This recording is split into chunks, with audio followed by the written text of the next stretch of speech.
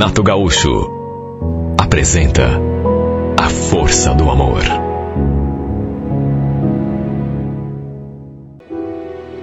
Minha mãe vivia dizendo: esse Altair não presta, Magda. Olha, se o teu pai, que Deus o tenha, me tratasse como ele te trata, eu teria largado, mas na mesma hora. Onde já se viu? Marido fazer com a esposa o que ele faz com você. Pior é que eu sabia que a minha mãe tinha razão. Ela não morria de amores por ele. E tinha motivos para isso. Aliás, ele também nunca gostou dela. Os dois viviam batendo boca. Olha, eu tinha até medo quando minha mãe aparecia lá em casa e eles começavam a discutir. Um dia, meu marido chegou a dizer: tá fazendo o que na minha casa, hein? Engraçado. Não gosta que eu vá lá na tua tapera, mas vive querendo se meter aqui na minha vida, né? Na minha casa. Olha, qualquer dia eu perco a paciência e, bom, o pior é que ele tinha razão. Pelo menos nisso, a mãe realmente o tocava para fora se ele aparecesse lá na casa dela. Sim, porque ela tomava as minhas dores como mãe, né? Sabia o que ele fazia comigo. Sabia que ele era um péssimo marido, aliás, um péssimo pai também. Qual é a mãe que não defende a filha, vendo que ela está sofrendo? Ela queria que eu me separasse dele a todo custo, que voltasse a morar com ela. E tudo piorou quando um dia ela testemunhou o Altair me dando uma bofetada. Nesse dia, ela só não chamou a polícia porque eu implorei. E verdade seja dita, eu aceitava muita coisa dele, porque era apaixonada e por isso me sujeitava a cada situação que, sabe, que muita mulher não teria coragem de se sujeitar. Para se ter uma ideia, o homem da casa era ele, pelo menos na teoria, porque quem trazia o sustento para dentro de casa, adivinha, era eu. Levantava cedinho, todo santo dia, deixava minha filha na creche, depois ia cuidar das minhas diárias. Eu trabalhava de segunda a sábado, cada dia numa casa diferente. E olha, se não fosse o dinheiro que eu levava para dentro daquela casa, a gente com certeza morreria de fome. Porque meu marido, ele não movia uma palha, quer dizer, ele fazia um bico aqui, outro ali, mas a cor do dinheiro eu nunca vi. Tudo o que ele ganhava era para gastar na rua. Era bebida, era cigarro, era farra. E quando faltava dinheiro para bancar seus vícios, ele ainda me pedia emprestado. Olha, eu sei que é difícil alguém que está de fora acreditar. Para usar as palavras da minha mãe, ele sempre foi um folgado. Se fosse só isso, tudo bem. O problema é que quando bebia, ele se tornava uma pessoa violenta. Arrumava confusão com todo mundo. Ali onde a gente morava, sabe, o que tinha de vizinho, jurando o coro dele, olha, eu não sabia mais o que fazer para ver se ele se corrigia. Só que, pelo visto, era como diziam, ele nunca iria se corrigir. Só eu é que sei o que eu passava com esse homem. Por isso minha mãe não gostava dele, com razão. Olha, é difícil porque quando você gosta da pessoa, você procura relevar. Mas é que já tinha chegado num ponto que não dava mais. O problema é que eu não conseguia viver sem ele. Ou pelo menos pensava que não. Já havia até tentado me separar uma vez. Lembro que ele tinha me batido. Aí eu peguei minha filha e fui lá para casa da mãe. Não deu meia hora e ele já estava batendo na porta da casa dela atrás de mim. E eu, boba, acabei voltando para casa com ele. Minha mãe fez de tudo para que eu não voltasse. Ela queria me ver bem longe do Altair. Mas aquela história. Por amá-lo, eu ia suportando, com aquela vã esperança de que um dia ele mudasse. Olha, de certo modo, o que eu sentia por ele foi me cegando, não me deixando enxergar que ele realmente era como a minha mãe falava, ele não prestava. Além de ser péssimo marido, era péssimo pai também. Sabe, até me dói dizer isso, mas a minha filha nunca soube o que era receber um carinho do pai. De modo que eu fui suportando aquela vida, até que um dia, como já tinha acontecido outras vezes, ele chegou bêbado em casa e me bateu. Aliás, sobrou até para Ana. Ele deu um empurrão nela, porque a coitadinha, ela quis me defender. E por pouco, não quebrou o bracinho da menina. E olha, eu suporto tudo, seria capaz de suportar qualquer coisa. Mas, sabe, em relação à minha filha, aquilo me deixou assim num estado. Foi a gota d'água. Assim que ele desabou na cama, eu peguei minha filha, algumas mudas de roupa, e fui para casa da minha mãe. Ela naturalmente já devia até imaginar o que tinha acontecido. E quando eu contei em detalhes, ela quis até chamar a polícia. Fui eu que mais uma vez não deixei. Apesar de tudo, não queria que ele fosse preso. O fato é que quando deu pela nossa falta, adivinha?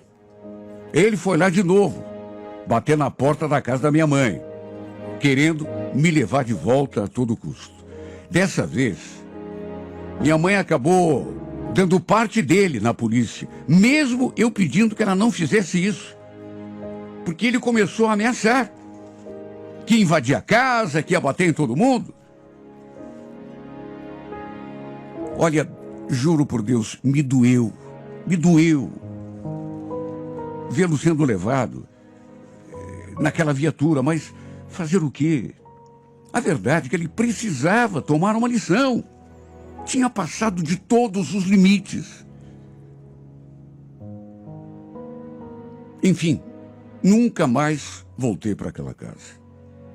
Quer dizer, voltei apenas para buscar o resto das nossas coisas. Mas jurei a mim mesmo que seria a última vez. E de fato foi. Depois que ele saiu da cadeia, ele vivia rondando a nossa casa, tentando uma reconciliação. E quando bebia, fazia fiasco, escândalo, na frente do portão. Chegava a chorar. Teve um dia que ele chegou a implorar, berrando que me amava ali, na frente da vizinhança toda. Olha, uma situação realmente vexatória. Minha mãe até saiu na janela, sabe, porque estava demais. Quando ele falou, sabe, começou a dizer que me amava, e toda a vizinhança escutando ali, sabe, maior escândalo. A minha mãe saiu na janela e retrucou: ama nada, se ama a boa vida que ela te dava. Olha, você vai embora daqui, viu, Altair? Porque eu vou chamar a polícia de novo. Tô te avisando. Aconteceram mais 2 ou 3 episódios desse tipo. Até que aos poucos, sei lá, eu acho que ele foi se conformando e no fim parou de perturbar. Ou pelo menos eu imaginei que tivesse parado, porque passaram 2, 3 semanas e ele não apareceu.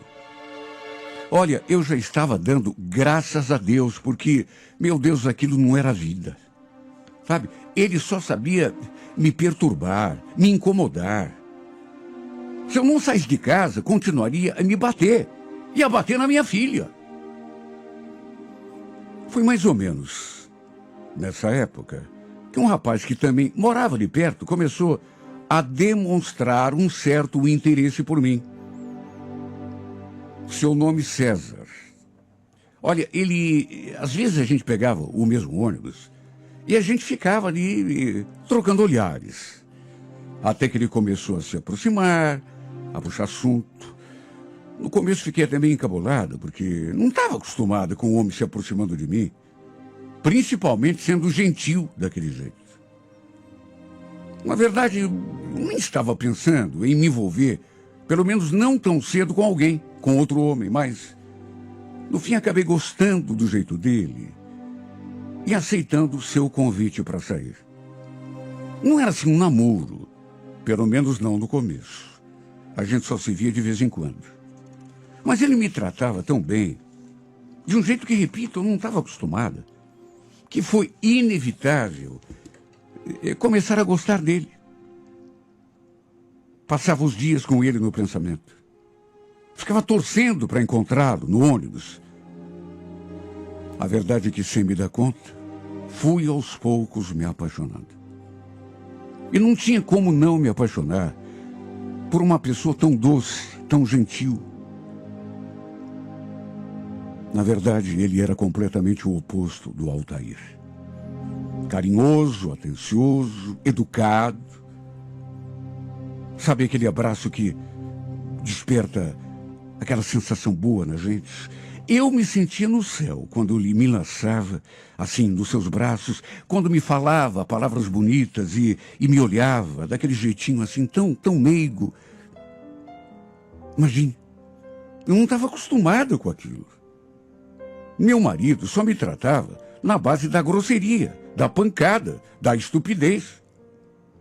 Mesmo na cama, no momento de intimidade, era aquela coisa assim, às pressas, afoita.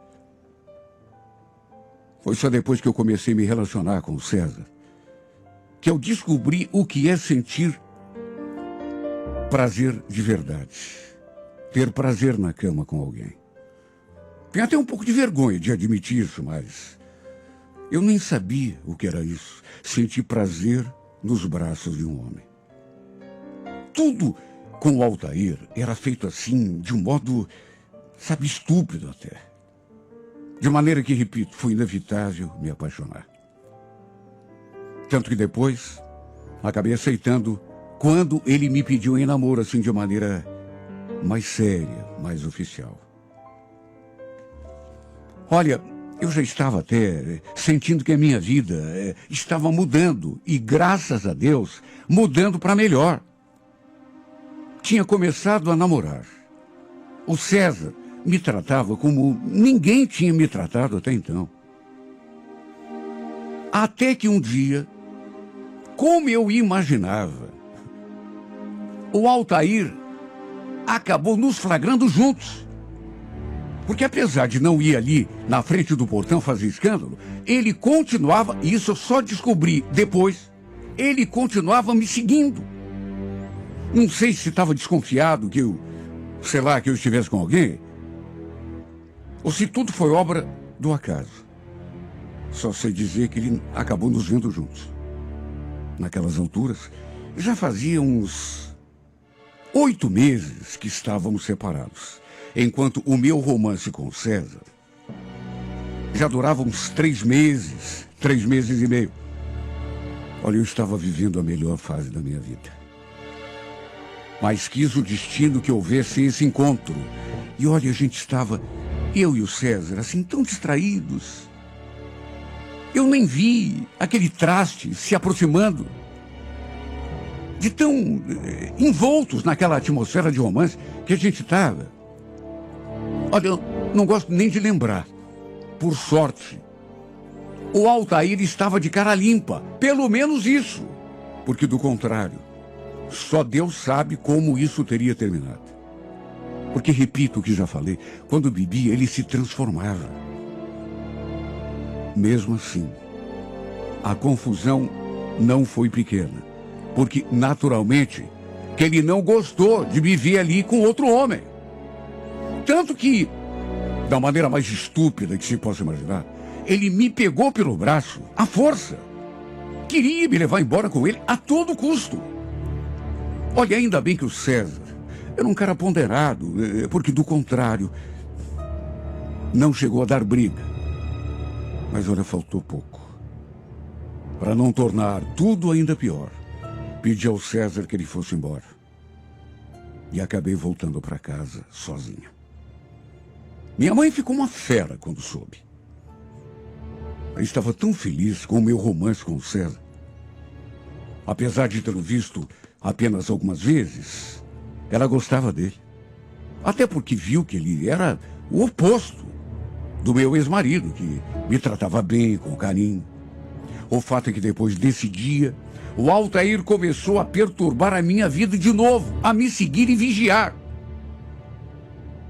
Eu só não imaginava que, além de estar na minha cola, ele estivesse atrás do César também. Tanto que descobriu onde o César trabalhava e um dia foi atrás dele armado de uma faca. Naturalmente que eu fiquei sabendo de tudo isso só depois, quando tudo já tinha acontecido. Os dois acabaram brigando, trocando socos, e no fim, o Altair conseguiu até riscar o meu namorado, assim, por pouco. Não provoca um ferimento mais sério. Só não aconteceu uma tragédia, por Deus. Porque as pessoas que estavam próximas seguraram o Altair. Naturalmente que a polícia foi chamada. Ele foi preso de volta. Chamaram uma ambulância. E o César foi levado até o pronto-socorro. Graças a Deus, ele ficou bem. Pois eu jamais iria me perdoar se algo de pior acontecesse com ele. Imagine, uma facada. Naquelas alturas, o estrago já estava feito. Quando eu soube de tudo e fui até o hospital onde ele estava, ele não me recebeu muito bem. Quase nem falou comigo. Ficou o tempo todo em silêncio, olhando para o nada. Eu percebi que tinha chegado no limite dele. Por isso, liguei o sinal de alerta. E no fim, não deu outra. Acabou acontecendo o que eu tanto temia. Não foi nessa primeira vez, mas no segundo dia de visita, sem conseguir me olhar nos olhos, quando eu perguntei se estava tudo bem, ele lavrou a sentença. Magda, você vai me desculpar, mas a gente vai ter que se separar, viu? Separar, mas por quê? Como por quê, Magda? Seu ex-marido é louco. Os caras, de repente, acaba descobrindo onde eu moro, vai lá e dá um tiro na minha mãe, no meu... Tá louco? Não, César, ele não vai fazer isso. Ele tá preso. Vai ficar preso para todo sempre? Pela eternidade? Não, né? E depois, quando ele sair? O fato é que não adiantou eu insistir. Ele preferiu se afastar de mim. Mesmo o Altair estando preso, ele ficou com medo de acabar acontecendo alguma coisa, não apenas com ele, mas com a família dele. Eu também fiquei com medo, é claro que fiquei, mas não imaginei que ele fosse se afastar de mim assim, do jeito como aconteceu. Pensei que fôssemos enfrentar isso juntos, de mãos dadas, um do lado do outro, porque a gente estava se gostando tanto. Eu, por exemplo, estava tão apaixonado. Estava tão feliz do seu lado. Como, na verdade, nunca tinha estado na minha vida. E aquele infeliz acabou estragando tudo. Além de nunca ter feito a minha felicidade, nunca foi capaz. Ele ainda impediu a minha felicidade com outra pessoa. Olha que raiva que eu sinto desse homem. Cheguei a gostar dele durante muito tempo, a ponto de aguentar tudo. Mas hoje, olha que raiva que eu sinto desse homem. Apesar de tudo, da minha tristeza, não tiro a razão do César. Eu tenho consciência de que minha vida sempre foi complicada. Tudo por causa daquele homem. Ele falou que gostava de mim, que queria ficar comigo, mas que era melhor a gente se afastar, para evitar alguma desgraça. Será que isso é justo, meu Deus? Será que mesmo separados, aquele homem vai continuar infernizando a minha vida? Não soube me dar amor, não soube me valorizar, não soube me fazer feliz. E quando apareceu outra pessoa capaz de tudo isso, ele destrói tudo. Minha chance de encontrar felicidade, minha chance de me sentir mulher, como a seu lado nunca me senti, minha chance de me sentir amada. Será que sofrer nas mãos desse homem é a minha sina? E responda, meu Deus, será? Até quando? Me responde, Senhor. Até quando eu vou ter de carregar essa cruz?